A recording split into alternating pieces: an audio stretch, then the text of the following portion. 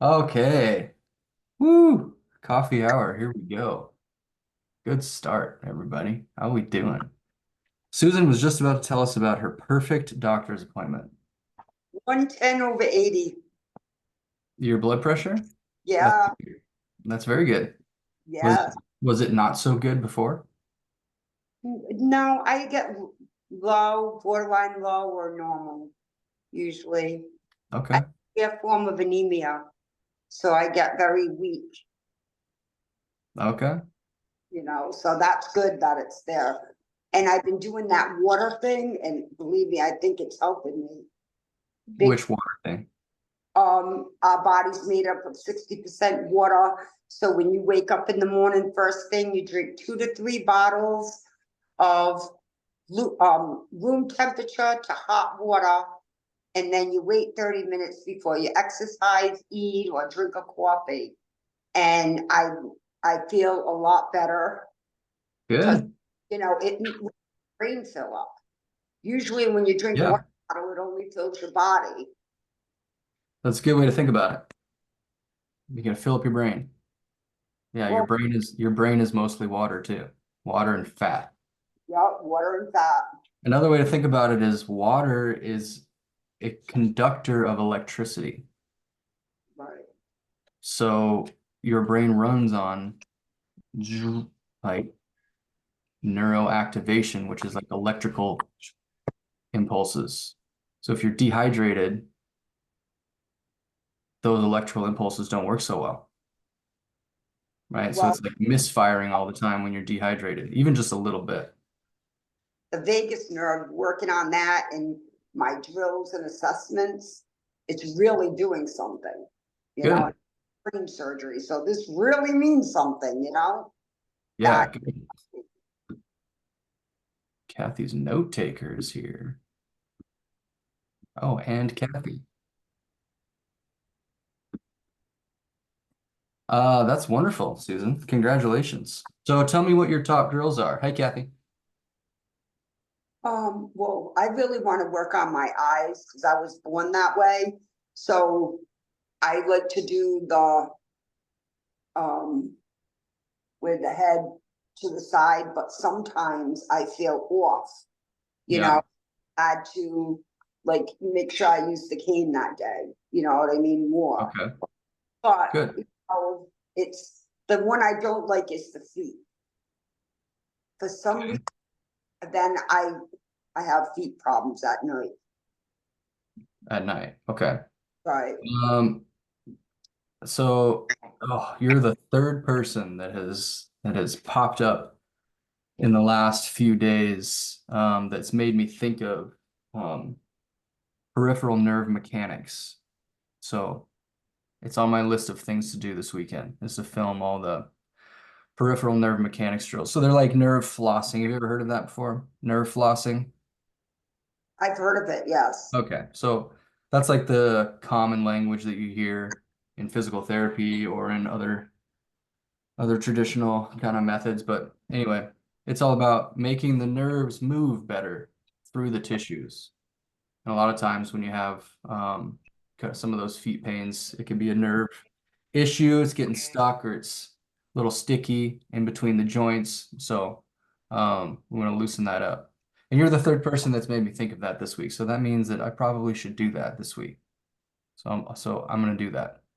But the other stuff, so with your eyes and with your, brain surgery and your other TBI stuff and the other Right. surgeries and stuff that you've had, definitely want to look at the integration stuff. Have you done the infinity walk yet?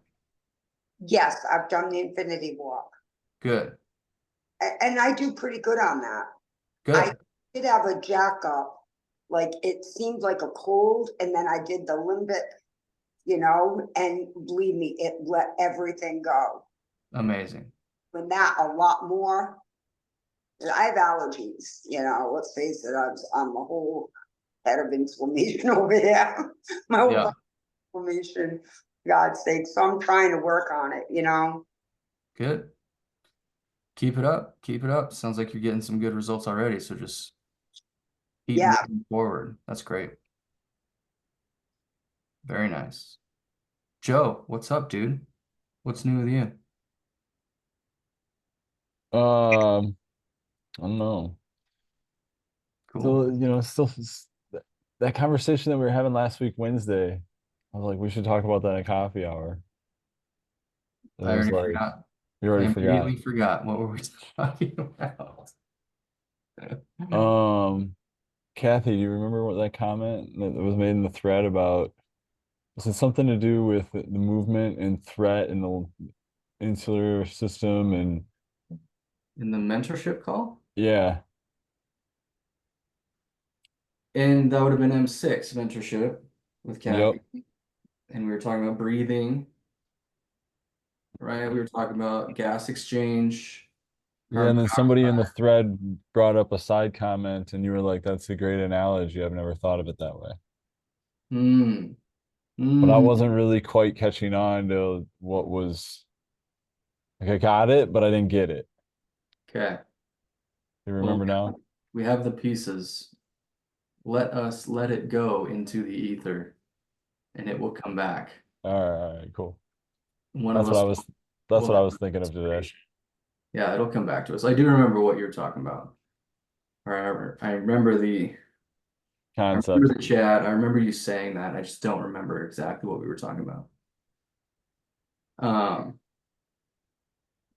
let's go to Kathy real quick. That'll come back to us, and then I have a an interesting development in my business that I'm going to share with you guys.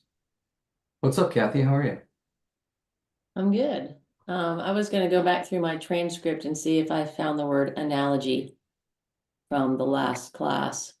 Yeah, it was Uh, in like the second half, definitely second half, right?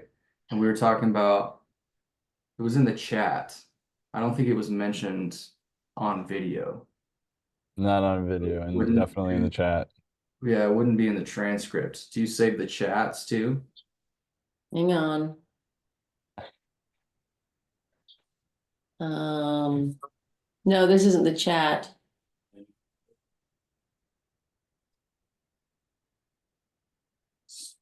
Someone said, I don't know who it was. So you're coming in straight to that, basically saying all the stuff is sitting at a cage unless we have some control over. Well, here, I'll just play it. Obviously, go without food for a while, or fuel. Can't go without air very long. So it's obviously of primary importance.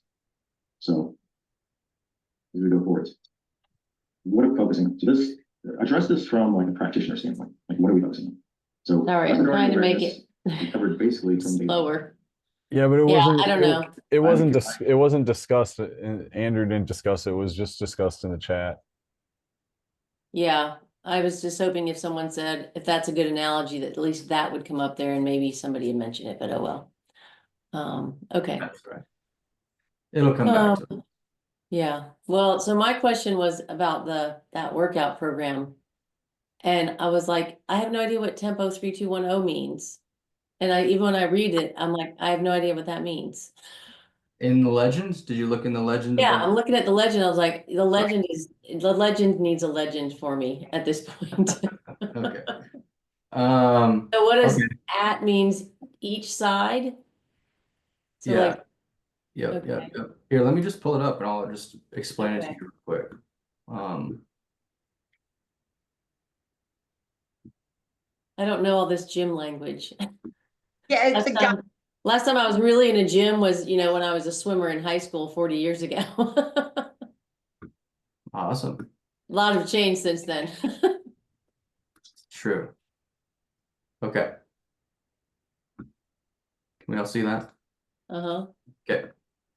All right. So neural warm up is kind of self-explanatory, right? Mhm. And I think eventually what I'll do is make this a template and I'll put links to all the school videos and stuff, which will make it a lot easier. Then you got CNS primers, like those are And what is iso lunge? I don't even know what that means. okay. So it's Isometric just an lunge? isometric lunge. Do you know what isometric means? Yeah, Oh, but is that just like one leg? on that? Yeah, Okay, yeah. So you're just in a lunge. And hold And it. yeah, what I do here is I'll do a lunge one side and do the no, no, and then I'll switch to the other side and do yes, yes. okay, Or I'll do them both on both sides. okay. I do it exactly the same every day. And then an iso push-up with saccades. And I'll usually do one push-up here, I'll take a break, and then I'll do verticals. Or I'll do them all at once, depends on how I feel that day. Okay, and I'm assessing and reassessing after everything, just like usual. And then really just mostly in the strength stuff is when we get the tempo. What does DB mean? Dumbbell. Okay. See, I'm like, I am a Okay. DB right now. How much weight do we gotta use on that? That is totally up to you. Okay, good. Sometimes I will put an RPE in here, but if you're going, so in a general sense, if you're trying to build strength, you need to be up of like 8 or 9 RPE. It should be very difficult. You want to leave maybe 1 repetition in the tank. You're not going to failure, but almost. Okay. So dumbbell chest press, 4 sets of 6 reps. And the 3-2-1-0 tempo. The eccentric phase of the lift is when you're letting it down. So you go 3 seconds on the way down. Oh, okay. So 1, 2, 3. I pause for 2 at the bottom. 1, 2. And then I go up for 1. And then I rest for 0 at the top. Ah, okay. Thank Okay. you. Thank you. Now, I always want to point out the reason that I write it this way is because it changes depending on the Mhm. exercise that you do. Yeah. Like a pull-up is different, right? I mean, it's the same when you read it this way, but if I were to put it, if I were to word it a different way, it wouldn't make sense. So let's just do a pull-up. 3, 2, 1, 0. Since I start at the bottom, Mm-hmm. right? It's not, I don't read across like 3 on the way up, right? That's still the eccentric phase. So I actually start at the 1 here. Mm-hmm. I go Yeah, so you 1, go 1, hold for 2, and then down slowly for 3. not for this one. I would go 1 on the way up. I would still pause for 0 at the top. And I Okay. would go 3 on the way down. And then I would pause for 2 at the bottom. So I would basically hang there for 2 seconds. Mm-hmm. So for a pull-up, you would often see me write it as 3, 0, 1, 2. Okay, so let's say we start at the bottom again. I would go up I've never 1. done a pull-up in my life. Am I gonna be able to do that? And I mean, I worked out, but It's okay. You don't have to. You can use an assisted machine too. That's totally fine. Absolutely fine. done it on the assisted machine. Yeah, that's totally fine. Okay. So in that example, you would go 1 on the way up. Then you would go, so 3, 0, 1, 2. I would pause for 2 at the top. So I would hold it up there, isometric contraction at the top, which is going to be real tough. And then I would count to 3 on the way down.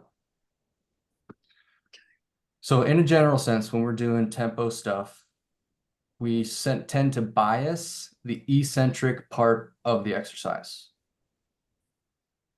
When we're putting something down, we are much stronger than when we are lifting something up.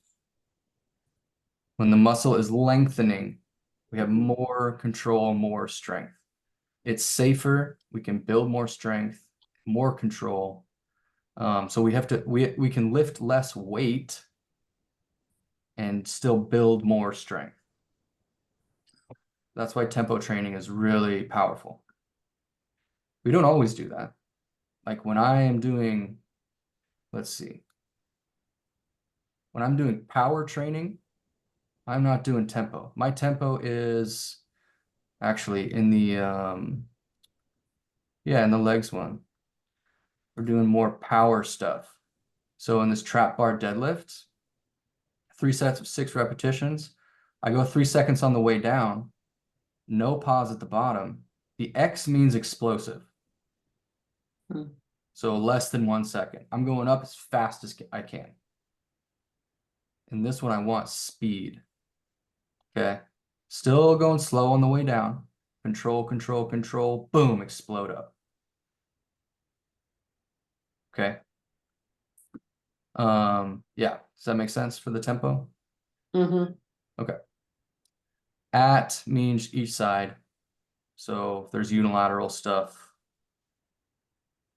there should be one here. That means do both sides. Mm-hmm. And then A1, A2, A3, these are supersets. Does that make sense? You do A1, then you do Yeah. A2. It's mostly in this accessory stuff. So I want you to do these kind of like a Oh, circuit. okay, gotcha. Okay, that makes sense, yeah. And then I think, no.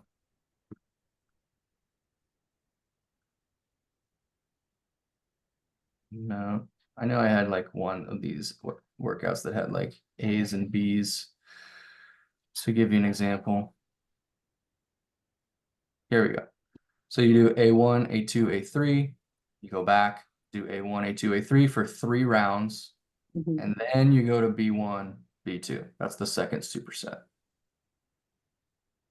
Okay, so those 3x means do 3 of those on each side. 3 times each side. Yep. Okay, Upper trap muscle mapping, 6 times each side. okay. All right, thank you very much. Mm-hmm.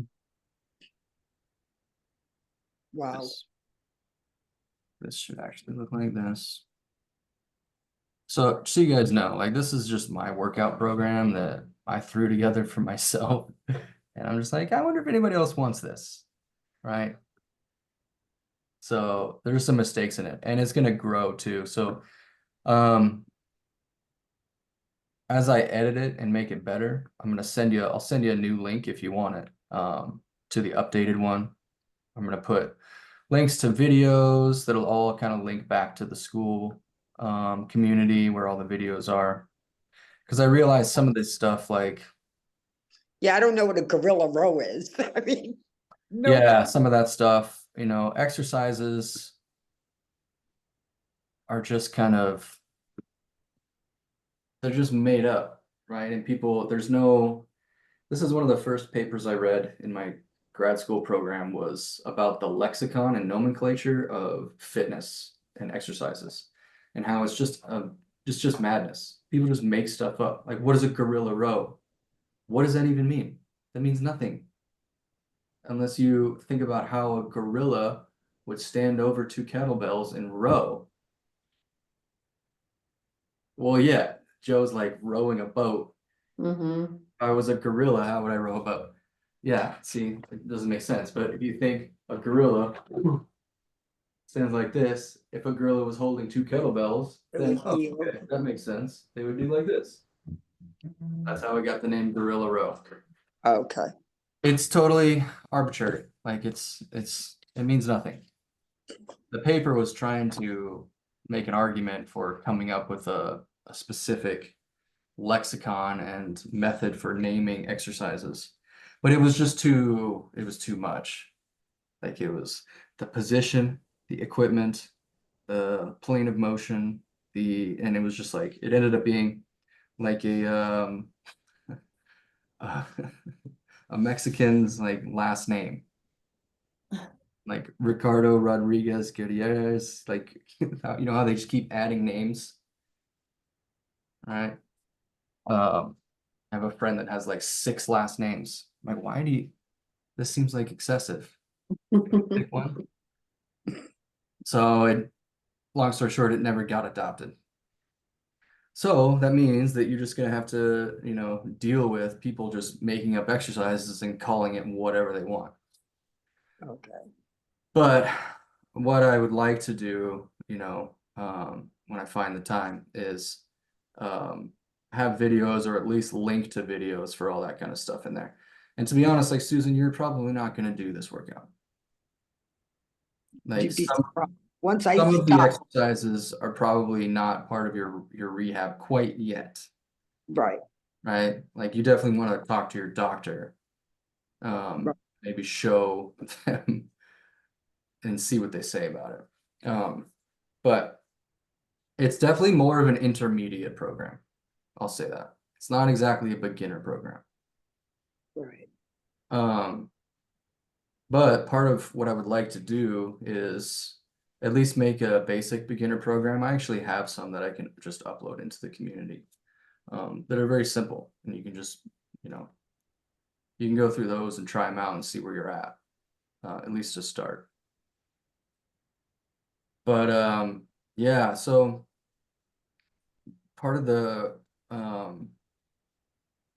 news, it's not huge news by any means, and it doesn't really affect, well, it does affect you guys a little bit, but I was having a conversation with one of my business mentors yesterday, and I keep coming back to this problem that I have that keeps me stuck in my business. Maybe you guys can relate to this. Of the problem of number one, what problem do I solve? And he had a really fantastic and simple way of describing how it is that we help people. And he basically just put it into like 4 quadrants. There are basically 4 things that we help people do. You can boil any service-based business, really any business there is, into one of these 4 categories. We either help people with relationships, find love. We help people with their looks or image. Think like body composition, lose weight, get fit.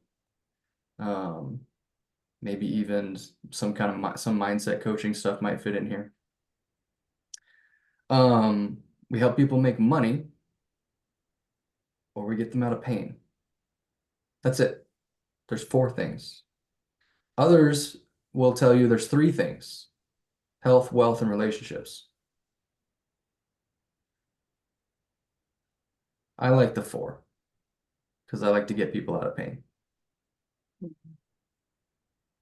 Because I try not to think about pain. you try not to think about pain. Well, yeah, Right, well, because then, go down that rabbit hole and, yeah, Yeah. that can be a vicious cycle in itself. right, Yeah, you can't ignore pain. It's impossible no, because pain is a signal, and the more you ignore it, the louder it will get. But I know what you're saying. You can't dwell on it either. right. Um, I put it in categories because they have always on a scale of 1 to 10, I used to laugh at them, 30. What do you want me to say? When I Yeah. don't want any pills, please. yeah, So, and pain is always subjective, right, and therefore should never be discounted ever. Right. Because we could go through the same experience, and my experience of pain could be completely different than yours. right, And that's fine. That we need to recognize that. But anyway, those are the 4 categories. So anybody that's doing anything out in the world is solving one of those problems. Mhm. And that was kind of the point, is like, listen, you all have your amazing backgrounds and educations, and you're so good at what you do, and your how is unique, and that's great. Nobody cares unless it solves one of those problems. And so that was, great for me, because I always come across this conundrum of my own. Like, I really love to talk about performance and like high performance and flow states and really like doing the thing, but everyone comes to me for pain. The number one thing that I solve for people is getting them out of pain. When we do that, then they can go perform, and I can help them with that. But 99% of the time, people come to me for pain.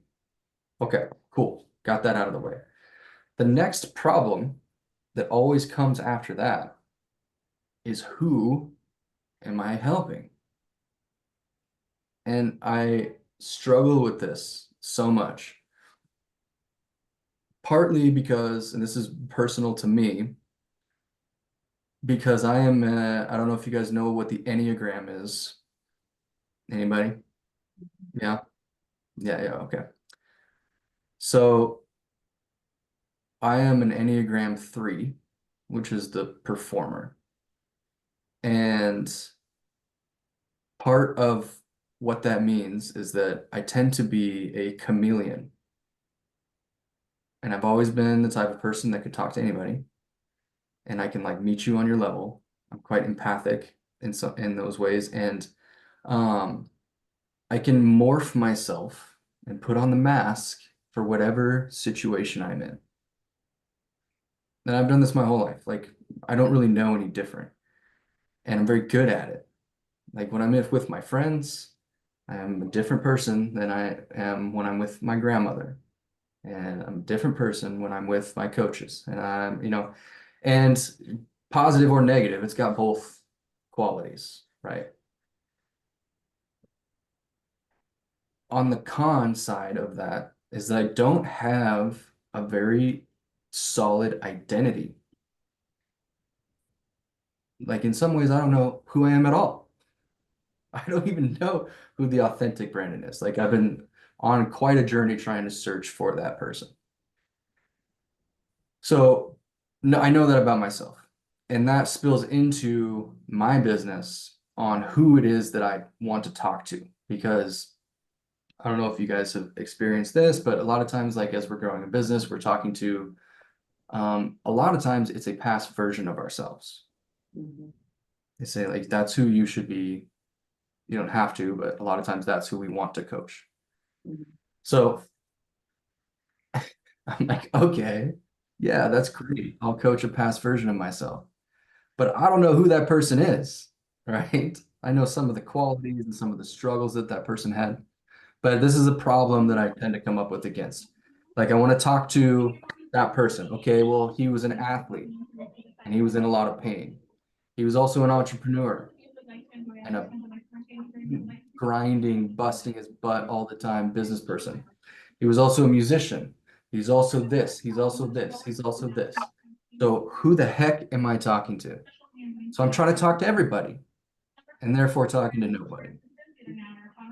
Right? Hi, Sandra. So here's what he did to help me fix this situation. And it was quite revelatory for me. I was like, okay, I got it. I help people with pain. I help high performers with pain, but high performers seems too broad, right? So let's narrow that down. And I'm like, well, I have this problem. I don't know who I'm talking to because I want to talk to athletes, but I also want to talk to entrepreneurs. And I can never really decide. And I try to mash them together, but it's all just seems convoluted. And he goes, whew, okay, that's a tough problem. Here's your solution. Grab a quarter. I was like, what? He said, grab a quarter or any coin and we'll figure this out. And at first I'm like, what? No. I have to be well thought out. I have to journal on this for 10 hours. Right? Get to the root cause of this problem in my childhood and all this stuff. And he's like, no, you don't.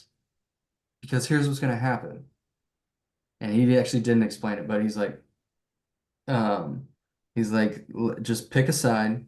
Let's say athletes on heads and entrepreneurs tails. And we flipped the coin and it landed.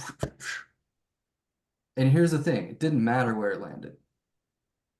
Because as the thing was in the air, my intuition went athletes. I want athletes.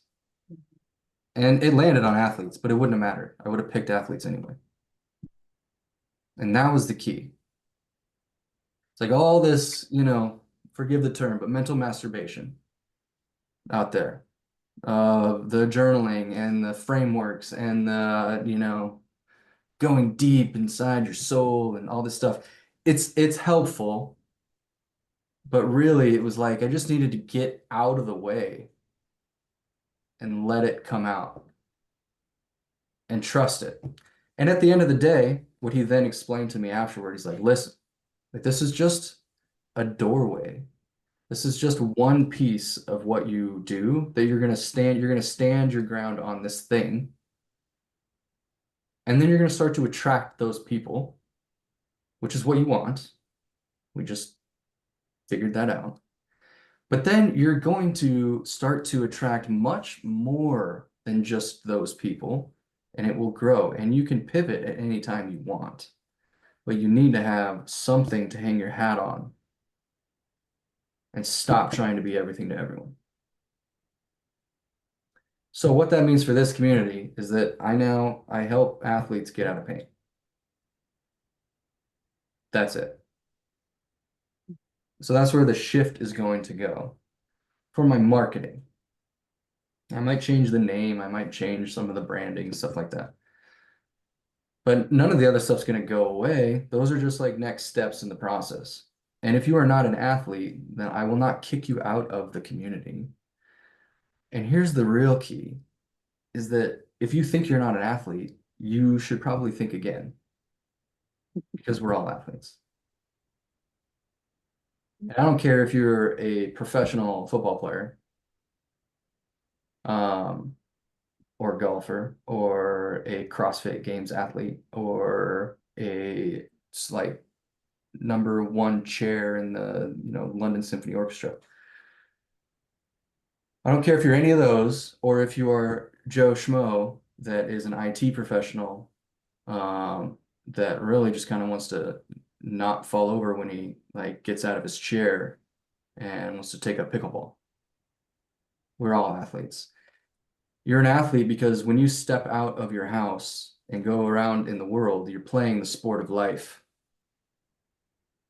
And if you step off a People don't realize that, yeah, when you're handicapped, you don't realize how much planning just for me to go to the store and get things, simple things. So you're like, oh, I'm not gonna do this through Walmart. I can just go to the dollar store down the street. mhm. It's easy for you to do that. But for me, I have to plan it out and it's terrible. Oh boy. Yeah. But you are the same as the professional athlete. The level of Right. competition and the sport might be a little bit different. Your focus might be different, but you're Right. still an athlete. An athlete just means someone that can move around the world with proper movement, mobility, strength, and agility. Right. The ability to have the power needed to step off a curb and catch yourself before you fall over. That's an athletic movement. And that's what I mean. We're all athletes and we should train as such. So like the workout program that we were just talking about, that's an athletic program. That's training myself as an athlete, right? There's a lot of power movements in there. There's agility training in there. There's speed training in there, along with strength and regular, muscle building type stuff too, because it all matters. But one of the mistakes that most of the fitness industry makes is that we don't train people like athletes. We train them like robots. Oh, we just move just like this. Lift, lift, lift, lift. And then as soon as that person steps off the curb, all those big muscles do nothing. And they bust an ankle. So, long story short, shortened, TLDR. One of my favorite takeaways was that idea of what's the best thing for the body's nervous system when it comes to training and understanding. And the explanation just basically being, well, are you talking about cardio or are you talking about a specific muscle group? And I was like, everything. And the Matt saying the research showed, whether you work out once a week to exhaustion or 4 times a week to exhaustion, the benefits are the same. But then it's like within each lift, what is the neuro drill that's going to benefit that activity and brain area? And I thought it was just kind of a really cool way to look at how the body will continue to get stronger and stronger and adapt more and more as long as you continue to do it, right? So if there's that safety there and you're doing things, I just thought it was kind of cool to be like, oh, I can just continue to get better and better at whatever it is that I want to focus on. Yeah. Well put. Yeah. It's you use it or lose it on the one end, but then the more you use it, the stronger it gets. And that's any pathway. So if you do bicep curls 7 days a week, you're eventually going to get big biceps if you continue to add stress, causing neuroplasticity to happen. And that works for anything that you do, which is why we are always training the nervous system. Everything that you do is training your nervous system and your brain. So might want to be a little bit more intentional about what kind of inputs you're giving your brain. Love it. Sandra, so good to see you. Good to be here. The Denver airport is amazing. They have huge windows. They do. Oh my gosh. It's really great for watching snowstorms roll in for 15 hours. Oh, Rain that, gets played over and over and over. That's happened to me more than once in the Denver airport. Lovely. But it's a nice airport. well, I don't even have to wear my glasses. That's what's like amazing. That's amazing. That's Nice. amazing. Yes. Good to be here for a bit. Good. Yeah, we're kind of wrapping up here. So I wanted to hit you and see if you had any pressing questions or anything at all you wanted to talk about. Well, thank you. I was intrigued when you talked about your quarter story, because I realized a while ago, like if I had like, which dress should I wear or what color looks better, and I would ask a friend, and it didn't matter what they would say. It was an interesting unconscious thing. It's like, because I asked them outside of myself, I would then feel what was the right answer. Yeah. But if I just asked myself, it was really hard for me to decide. Yeah. So it's that I was really relating to that intuitive knowing, but sometimes having to almost put it out to the world before you can feel it inside. Yeah.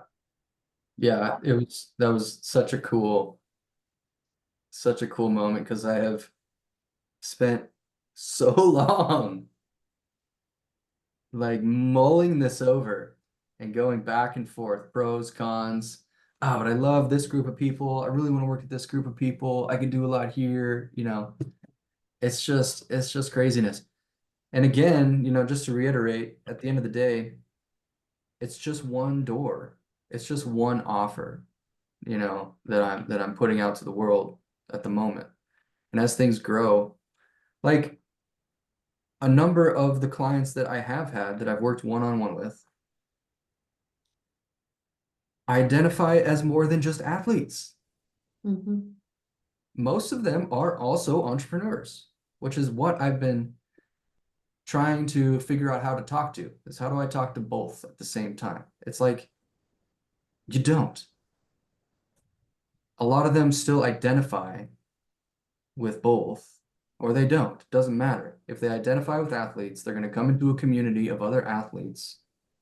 And as they get into it, and as I have conversations with these people, they'll start to see, like, oh yeah, I came into this world of athletes, but they're also entrepreneurs. They're also musicians. They're also all of these things that I align with and are baked into the stuff that I do, that they will also then identify with even more. And it's going to even continue to qualify. But you have to have the thing. Like when people want to talk about me, they're like, oh yeah, he helps athletes get out of pain. How simple is that? Great. Yeah, he does all this other stuff too, but this is the thing. Are you an athlete? Do you have pain? Go see Brandon. Like we need something. We need something we can kind of hang our hat on, at least in the beginning. Then Andrew has, those of you know Andrew, Andrew Eaton, he's also a trainer. He has this big sign in his room that says discipline equals freedom. But what I'm hearing from you, and this, I find this all the time, is you need a boundary to Mhm. create direction. Yes. And that's even in the mystical realm.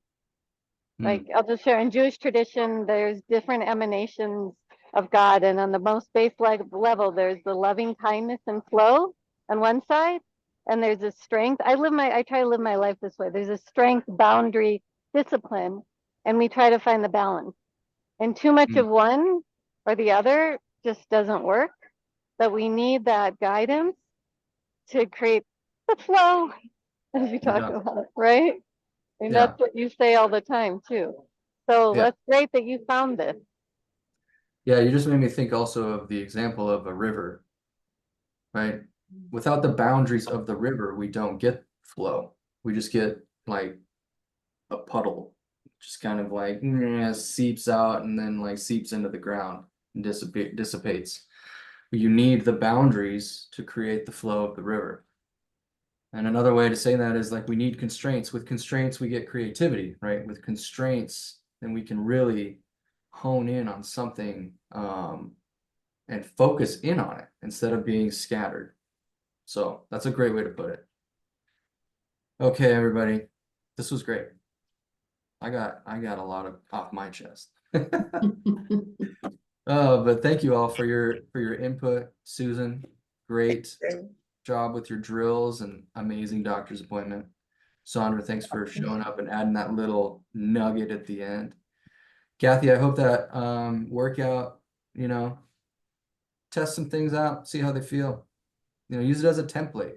Like take what you want, discard what you don't like. And if you have other questions, feel free, throw them in the community, whatever. And I'll continue to add videos and stuff and kind of fill that out. Joe, always good to see you, brother. Thanks for your input as always. I'll see you guys soon. Have a great day. Thanks, Brandon. You too.